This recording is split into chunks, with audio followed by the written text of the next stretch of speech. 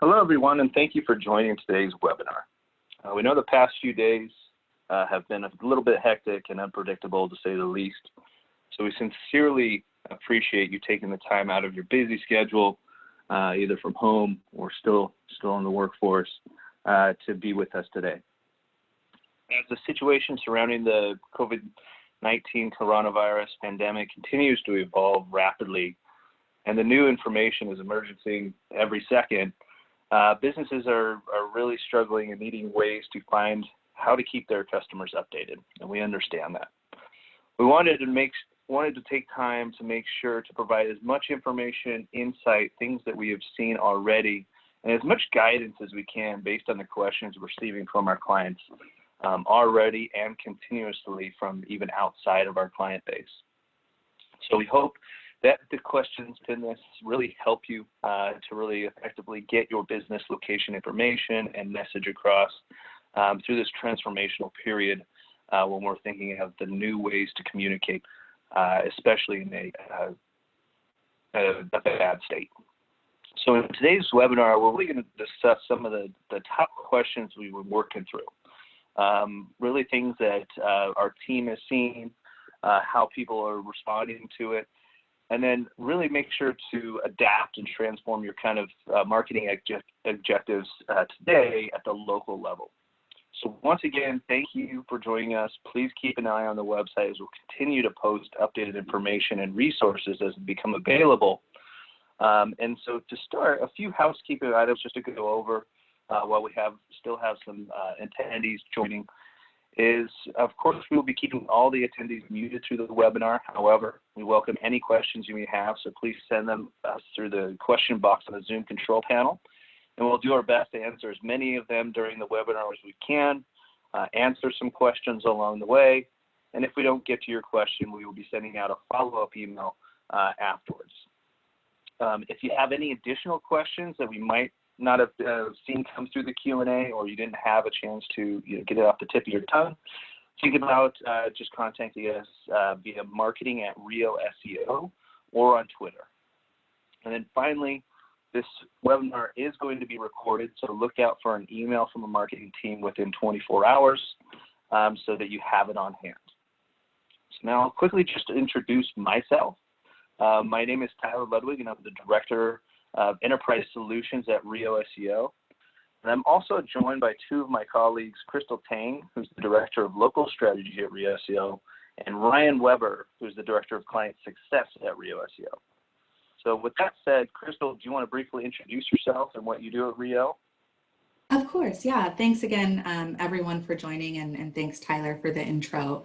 As Tyler mentioned, I'm Director of Local Strategy. So really this week and last week, I've been working a lot with our partners and clients to kind of shift what we have been doing from day-to-day local strategy standpoint, and making sure that, local data, local information is updated to keep consumers informed during this time period. So there's been a lot of shifts, so we hope to share some of that with you guys today. And of course, if you guys have questions, please let us know. Perfect. Thanks, Crystal. And Ryan, how about yourself? Yeah, so I'm Ryan Weber. I'm the Director of Client Success here at RioSEO. I've been working in digital marketing for a little over 10 years now. The majority of that actually has been spent focused on local. I've been at Rio for 5 years, working directly with our enterprise client base, helping them meet their local search objectives. Perfect. So as we mentioned before, today's webinar will be focused on the most pressing local marketing questions we've received in light of the current crisis. It is important to note that information is changing rapidly. I'm sure everybody sees that, watches the news every morning. But by the end of this webinar, we really want to hope to leave you with our current recommendations, best practices, and how you can communicate in a timely manner with your customers across all your brands' locations themselves. So to get started, one of our most commonly asked questions we've seen so far, there has been a lot of discussion lately by local SEOs about the importance of business listings, updating the local listings to better inform customers or consumers of any changes to their business operations or services available. So I think to kick this off is really start with Ryan and see how can I leverage my Google My Business, Yelp, Bing listings to share timely information and updates with my customers. Yeah, for sure. And we'll probably be going into much greater detail on all these things throughout the webinar today. But I would basically break this down into three kind of fundamental areas, right? You have your basic location data, so being able to publish, whether that's reduced hours or alternative hours, meaning you're opening earlier or maybe closing earlier, or even temporary closures, right? Using your listings to communicate that is sort of foundational. Then you have detailed location updates, right? You can use these listings. It's a customer-facing opportunity to highlight specific changes your organization is making in response to COVID-19, right? These would include things like your business description, Google Posts or Yelp CTAs. And then the third bucket is, I would call user-led updates. So these are things that maybe are initiated by customers. So whether that's a Google Q&A, Google and Yelp reviews, or even direct messages, right? If you have either of those features enabled on those platforms. Great. And then kind of the next topic is, really Crystal's, rock star on this one is, many business hours have been affected by the coronavirus, or stores have had to close down temporarily or even with an unknown time period. In regards to updating business hours, Crystal, how can listings be updated to reflect social hours or temporary closures? What's the best approach to that one that we've seen? I think recently, because this is all still kind of new to a lot of organizations and things are changing every day, most of the brands we've been working with have been leveraging special hours because they're not sure what, they might know today and tomorrow's hours, but they might not know past there. So as opposed to applying something like a temporary closure, we've really seen a lot of success with leveraging special hours. And a lot of sites, it's important to make sure you're not changing your primary hours, just adding those supplemental special hours in the meantime to ensure that, once those are overwritten or if you revert back to the standard hours the next day, that's automatically updated. And when you think about it, as we, as a Rio, as a service, we do push out to multiple different sources. So how is Google handling this versus how, Bing and others are kind of handling the situation? So I can say that it's changing a lot because Google, I think, is typically on the forefront with a lot of these features, and they really do have the most options to keep users updated. Yelp and Bing do have some options, like they do support things like special hours, but there's a little bit more parameters over them. Bing only allows you to submit up to 10 at a time. So if you're definitely going to be closed through the end of the month, there's a little bit more maintenance there.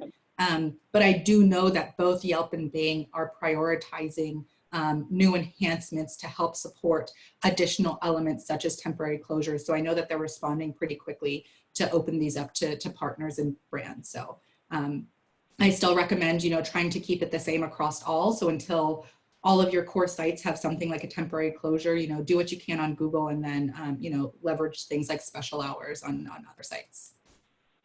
Okay. And with that, I'm going to ask Ryan about Yelp here in a second, but Crystal, I had a good question about, would you recommend removing hours temporarily?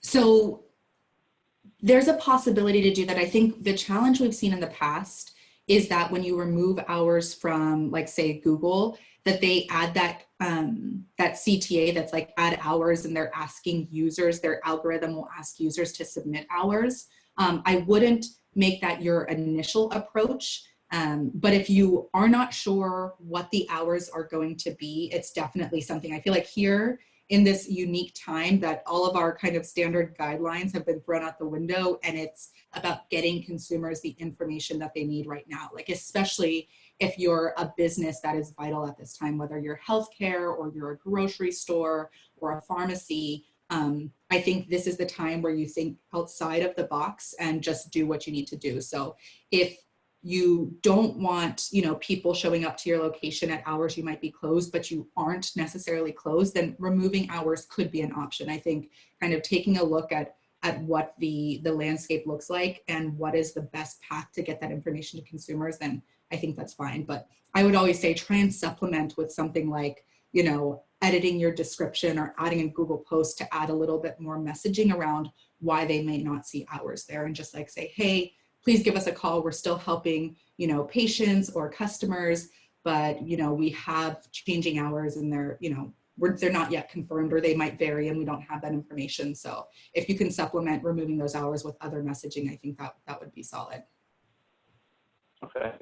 And Ryan, since you, work directly with the clients, I know Crystal does as well, have you seen any lag in as far as how long it takes to update Google or Bing, or is it, happening pretty quickly?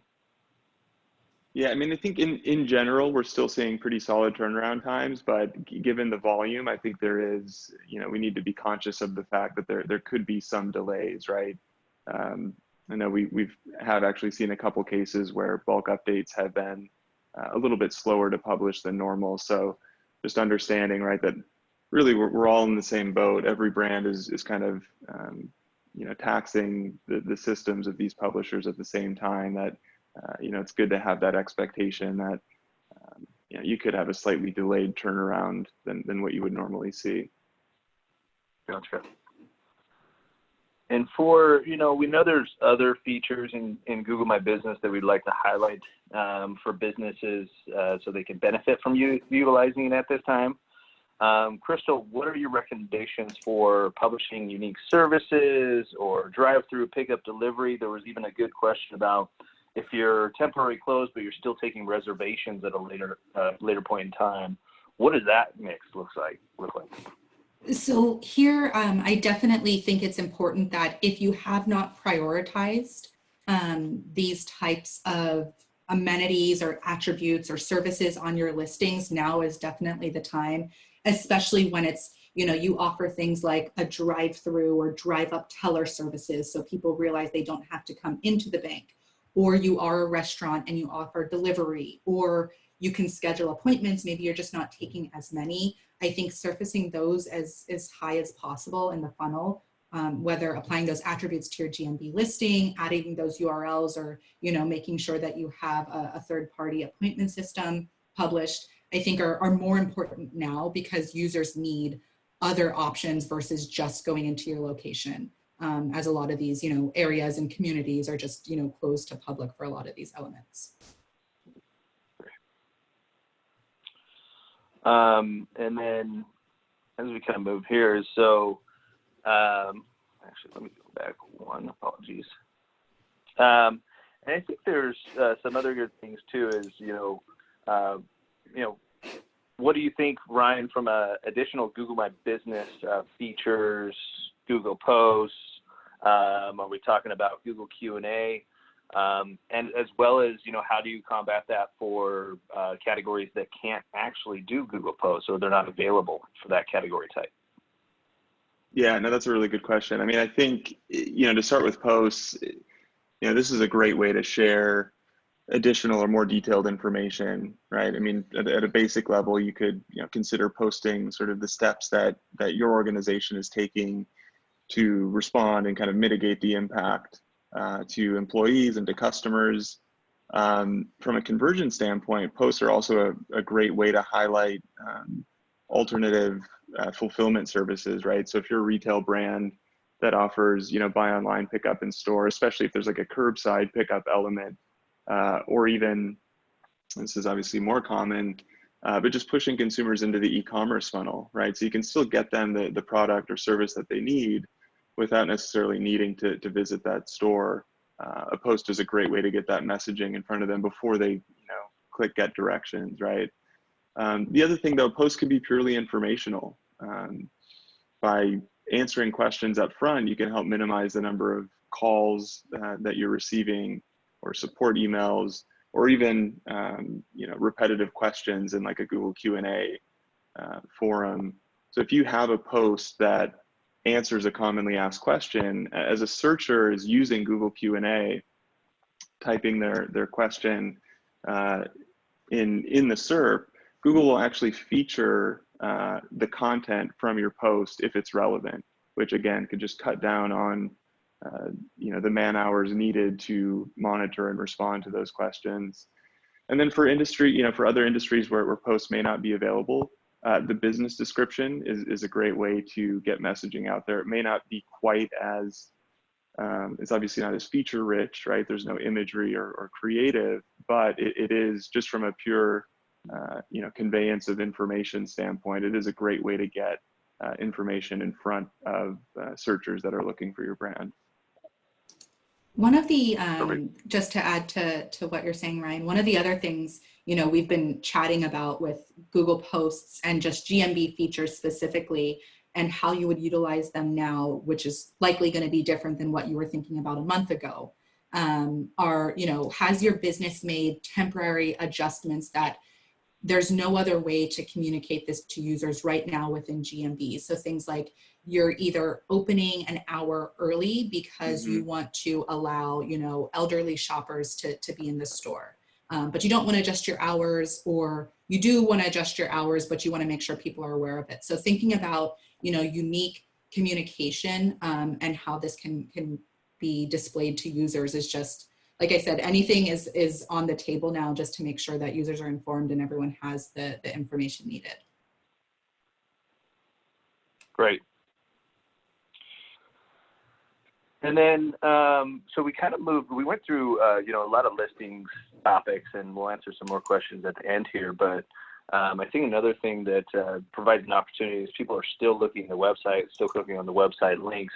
So, a lot of that information is going to come straight from, Google My Business is going to, have most of that traffic and messaging as well. But another opportunity would be to make updates to your business through your local pages. So, Crystal, any messaging or other updates you would recommend? I mean, I know having top banners, I've seen a lot of websites that have a scrolling message up at the top. What might be another approach or something else as well? Yeah, I think all of those elements, you want to make sure hours, if they're updated on your listings, you want to have them on your pages as well. Your pages also will likely have, or you could have the option to add custom things like extra early hours for, elderly shoppers or those types of things. So I think you're going to have a little bit more freedom on your pages. You can add additional messaging. You can talk about, what your staff is doing during this time and what you as an organization are doing to keep your staff and customers safe. So leveraging any type of content wells, imagery, even videos with, someone, talking to the consumer and tell them what they need based on your industry. I think those are all kind of unique content ideas for on-page. Perfect. Yeah, and I think, for this as well, Ryan, I mean, with temporary closures, obviously you want to mark that up in Google My Business. I've also seen some things about new advanced schema markup that's trying to come out as well. But, what should local pages do for temporary close? I mean, is it just a big banner? Is it, adding some other information? Marketing is closed in the schema. What would you recommend there? Yeah, no, you're exactly right. Schema just came out with a new schema type specific to COVID-19. So definitely consider getting that onto the page. And I think the big thing is, providing information, answering questions, right? So if the store is temporarily closed, continuously sort of reassessing when is the scheduled reopen date, right? Communicating that to consumers. Maybe there are nearby stores that are still operational, right? So providing an easy way to access that information.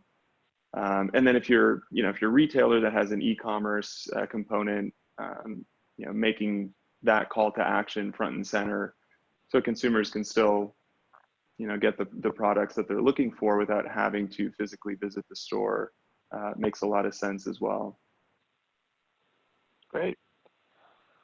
Yeah, and I think, this is another question kind of tails up on that is, what other adjustments or content kind of in that same realm of what we just talked about. But, Crystal, have you seen, more video content, maybe there's always the emails or messages coming from the CEOs, things like that, be applicable as well? Yeah, I mean, to be honest, I think I've gotten like dozens and dozens of emails, like a letter from our CEO recently. So I would probably not suggest that as your main method of communication Right. right now, due to kind of like how much that is bogging down our everyone's inbox. And I think most people are just kind of archiving them. So I would definitely take the approach of putting your content and updating your information where your consumers are, and where they need this. So if they're looking to make a purchase, or they're looking to book an appointment, or whatever the case is, like they're typically going to be on Google, on Yelp, on, maybe Facebook. I don't know about, if they're booking appointments on Bing, but, think about where your consumers are and putting that information there. Of course, you want to also add it to, your pages if possible. But absolutely, like if you're doing Google Post and you haven't tried the multi-image selector yet, like try that. If you're showing, the, off other elements of your business, you want to talk about the adjustments your team has made to the service providers available, or those types of things, like try a video on Google Posts. I think anything you can do to get the information to your consumer, but where they are, I would probably not highlight things like, a generic email, just given kind of the state of how things are. And then kind of like the next level of local management, especially in this time, focusing on reputation management, right? So answering reviews, this also can apply to Q&A. I think, as consumers are worried about is there toilet paper, when's the restock date, I think those influx of questions, and there's also probably a lot of negative commentary coming in because they can't accommodate, elderly or people that can't get out of the house, they have kids. What do you think is the approach brands should take for reputation in times of uncertainty such as this crisis, right? Yeah, I mean, I think the key is you need to have a clearly defined and documented process internally, right? That everyone's on the same page, including a workflow, right? So it's clear who's responsible for monitoring and responding to those reviews. You want to make sure, again, I know this is evolving on a daily basis, but, as best you can, get out in front of it, right? And create a templated sort of response to different types of questions that you can sort of expect are going to come through these platforms, just to make it more efficient, right, in responding. You also want to keep a close eye on Google Q&A. If you can prepare a few sort of internal FAQs that you expect to come through, go ahead and publish those in advance, right, to sort of head off the number of repetitive questions or new questions that the team that's supporting this will have to respond to. The one thing to be cautious of there is to avoid actually mentioning coronavirus or COVID-19 in either the question or the answer itself. So Google is actually filtering out any questions or answers. It won't give you an error. It'll look like your question or answer was published, but it'll be filtered from view to end users. So something to keep in mind there as you do manage the Google Q&A influx that's sure to come. Yeah, that's good to know. So it's not like you're I want to say taking advantage of having those keywords in there, but yeah, I definitely think that makes sense. And I mean, Crystal, do you have any insight as far as just kind of the tail end on what Ryan just mentioned? Yeah, I think if you're responding to reviews or proactively asking questions or answering questions, I think just, keep in mind to be calm. I think a lot of consumers right now are likely on edge for a number of reasons. So you might see, more negative reviews or, more targeted questions right now.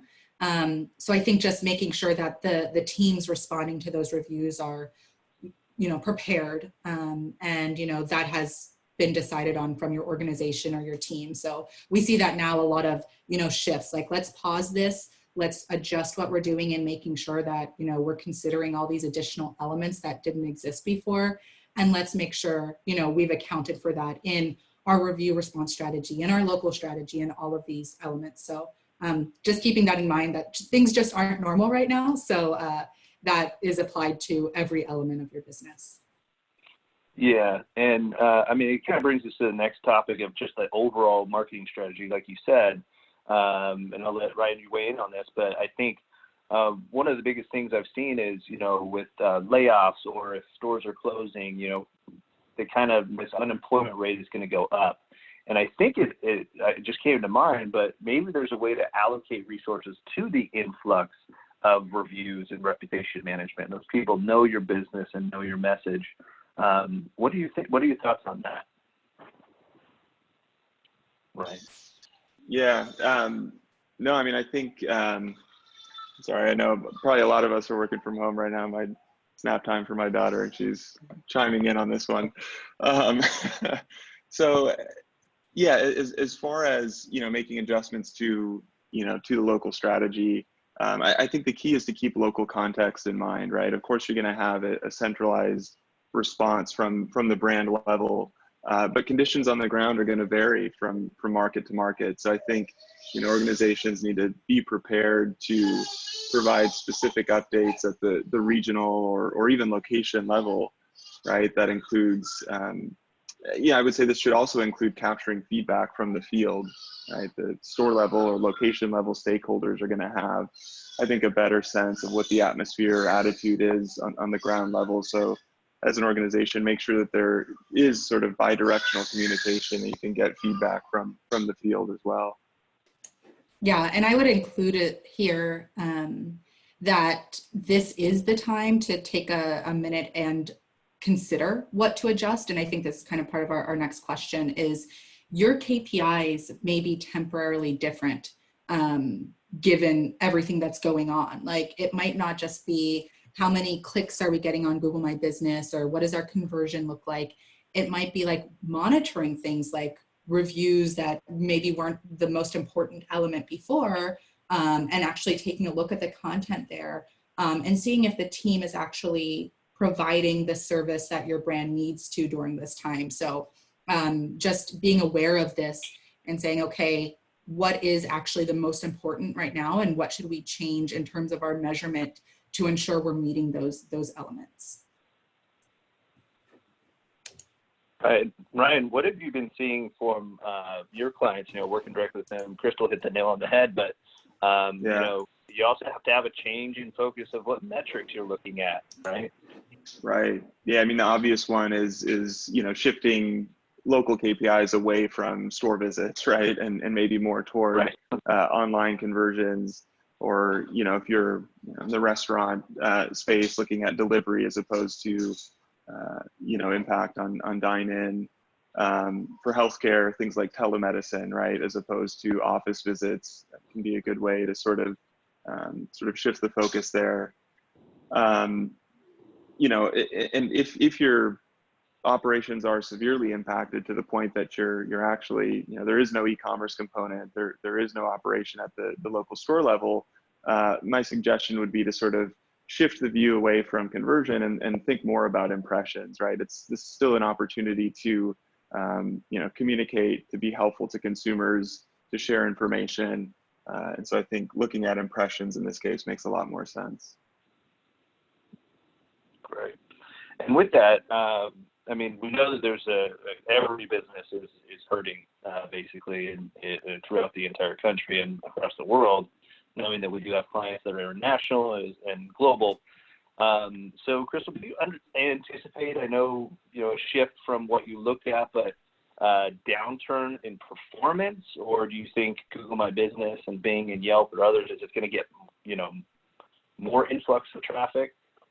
So I definitely think there's going to be a downturn and it is going to vary by industry. So right now, if you think about most people they're not going to travel, they're not going to go, book a hotel or those types of things in most cases right now, but it doesn't mean they aren't planning for the future. I know this week we were taking a look at just changes in behavior and searches and trends, and there wasn't too much of a change when it came to people searching for spring break and considering planning those. And I think that just goes to the environment right now where people are like, okay, we are stuck inside, we can't really do a lot, but hopefully in a few weeks, we'll still be able to take that trip. So I think there's an adjustment that will happen, but it's kind of hard to tell what the downturn is going to be. Then you take a look at, industries like the grocery store. I think that's a very different change. I think they're likely going to see differences, but I don't know that it's going to be an immediate downturn. There might be a long-term one. There might be adjustments to time of day that they see traffic. I know, like, I can't find a time when I go to the grocery store and there's not a line to get in. But some of that has to do with, security guards monitoring the amount of people being in the grocery store at a single time. So I think so much is changing. What is this week may not necessarily be next week. And I think it's really just kind of a day-to-day understanding of how this is impacting businesses. But I think most people do have to be aware that there will be an adjustment to performance, likely a downturn, but it could also be an adjustment. As Ryan mentioned, like, you may see an increase in your online appointments or your phone calls, but you might see obviously less traffic in store. So just being kind of aware of all of those metrics. Perfect. Yeah, and I think this kind of goes into not only do we work directly with brands, but a lot of agencies that we partner with, really have a strategy of how to manage this, and that's why I'm hoping a lot of them are on this webinar. But Ryan, what do you see as, like, is it messaging, or what's the best way to support their enterprise clients who are impacted by this? Yeah, I mean, the first thing is, to recognize that this is a very fluid situation. Guidance is changing on a daily basis, or sometimes multiple times throughout the day. So I think it's important, to continuously sort of reassess whatever campaigns you have running right now, or campaigns that are, coming down the pipe, especially creative and category targeting. Right. I think from an agency standpoint, there's a big opportunity to really help brands, ensure that the messaging is hitting the right tone. Right. So, for example, maybe now is not the time for sort of more off the wall kind of humor, and instead should be, maybe pushing more toward kind of informational messaging in your campaigns. And I think in general, this really, it is a serious sort of moment of need for a lot of the population. So this could be really, it probably is a time to start thinking about how we can help others, right? So for brands with significant reach, I mean, you could consider sort of amplifying important, prevention information that's coming from the CDC or World Health Organization. Make sure customers, employees know that you as an organization care, and that you're here to support them. I think that sort of direction is going to resonate a little bit more than what you might typically see from brands in terms of growing profits. Yeah, I would also add to that there's a lot changing right now that would be helpful for agencies to kind of surface. And these are things like the way Google is displaying their SERP results, or Bing or Yelp, and adding additional information or changing the layout and format. So just kind of being aware of these changes and how it can impact the brands you guys are representing, I think is helpful now. Great. And I know we're running up on time having you guys here, as we always have a lot of resources on our website, but I wanted to loop in one more question. Crystal, this is probably a good question for you, is Facebook typically lags on updating hours. Do you know how long this delay will be? Should I go in and manually adjust? I mean, that's kind of that social element, because there is a lot of people taking to Facebook as well. Yeah, no, I think typically we've seen it take up to 24 to 48 hours, but this is the time that if it's been a day and your hours aren't updated, I would not wait any longer to reach out to Facebook support and see if you can get help. Even if it's going to lean on that 48-hour time frame. If it's a critical business element and you want to help make sure either people aren't showing up, or they're aware that you're still open and you're providing a community service, or whatever the case is, do what you can to reach out. And in the meantime, just maybe make a Facebook post or something that calls out your hours, or those types of things. Okay, perfect. Thank you. And then One critical question, we talked about listings in the beginning before, and then obviously we'll send out answers via email after this, but I had a question that, a few of our locations were permanently closed and they're only supposed to be temporarily closed. And they said this was an auto update from Google. How do you stop that from happening and monitor, especially when you have lots of locations? Yeah, those Google suggested updates are not my favorite, especially during this time. Like here, what I suggest is, keeping an eye on it, or hopefully you have a digital partner that can keep an eye on it. There's not a huge difference between permanently closed and temporarily closed. But I know it's not great to see that big red banner saying, permanently closed. So definitely reopen it as soon as possible. But if it keeps happening and happening to a large number of locations, you can always, if you're working with a partner, ask them to reach out to Google. If you're not, you can always post on the Google My Business forum, include your, business information and just say, this is continuously happening, and we can always, the forum folks can help get that escalated and fixed. Perfect, thank you. Yeah, and then one last question is when it comes to GMB, because you know how Google My Business and then Schema kind of play together in some sense. And if a business was to switch their GMB hours from lobby to drive-through, is there a change or a issue that might happen when Google indexes a site and they're marked as lobby hours? So these kind of play again into suggested updates by Google. If you have them on your website and they're wrapped in schema, Google should be able to read both of them. If they're not picking up separate drive-through hours, there could be a chance that they're going to overwrite your change. But I think just reinforcing it and publishing it, and again, if it lasts longer or it keeps happening after you've declined them, just post on the forum. I've seen it a ton of times. Like Google will try removing a website, and we get the team to look at it and stop that from happening. It's just the way the Google algorithm works. So can't say it's definitely preventable, but if it does happen, reach out, and there's a community of people willing to help. Great. And I'll wrap this up. We still have a pretty engaged audience, so if everybody has time, I'll do one more question. I think it really speaks to kind of that review problem that we talked about. And it's kind of a twofold question with one, they want, is there clarification that if you do add the COVID-19 messaging or text within Google My Business Answers or Q&A, that it will automatically get filtered out?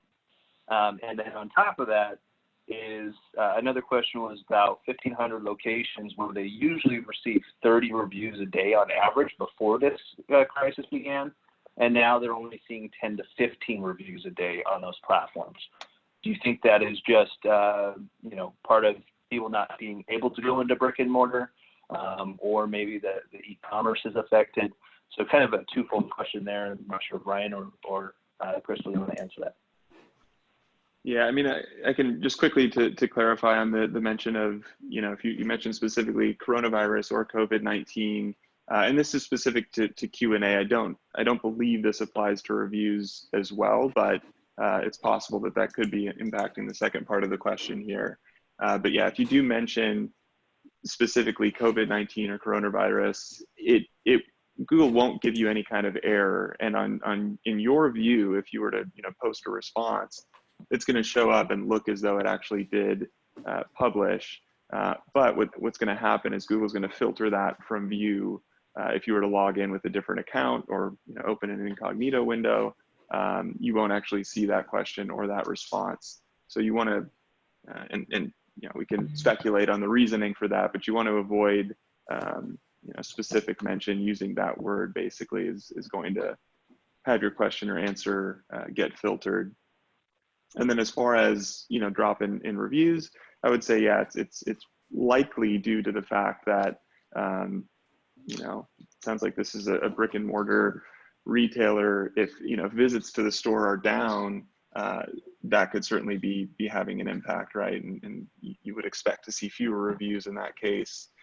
We haven't seen or heard of, and Crystal, add color if you've seen differently, but I haven't heard of any issues with sort of the spam filtering going haywire here and blocking reviews. So I'd say it's probably most likely at this point related to a change in consumer behavior as opposed to a change on Google's side. Yeah, for reviews, I would definitely assume that. Also, if your locations are temporarily closed, they cannot receive reviews. So if you're not leveraging special hours and have opted for the temp closure, you don't have the option to leave a review. So that's something to keep in mind and consider. But then I would just also speculate on the COVID-19 Q&A. I know Ryan said he didn't want to, but my assumption is probably that like Google doesn't want non-healthcare or educated professionals providing information on it. So they're probably just, taking the very extreme option to say we're not, going to allow any questions or answers on that. So again, my speculation, but that's probably a likely scenario that's happening. Great. Well, that's all the time that we have today. I really appreciate everybody who joined. Once again, if you have any questions that we were unable to answer during the webinar, I think Ryan and Crystal did that really well. We'll follow up with you with email. Always feel free to reach out to us at marketing@rioseo.com. And as mentioned, we'll continue to provide a lot more insight and information as things change. So keep an eye on our website, whether you're a Rio client or not. We always want to make sure that we're pushing out good quality content that you can use in your internal business. And feel free to reach us out for any support questions you have. Thanks again. Thanks to our panelists, and thanks again for everybody that joined. We appreciate you taking this time out of your busy schedule to do this. I know it's not a great time, but please stay safe and healthy, and we look forward to connecting with you again soon.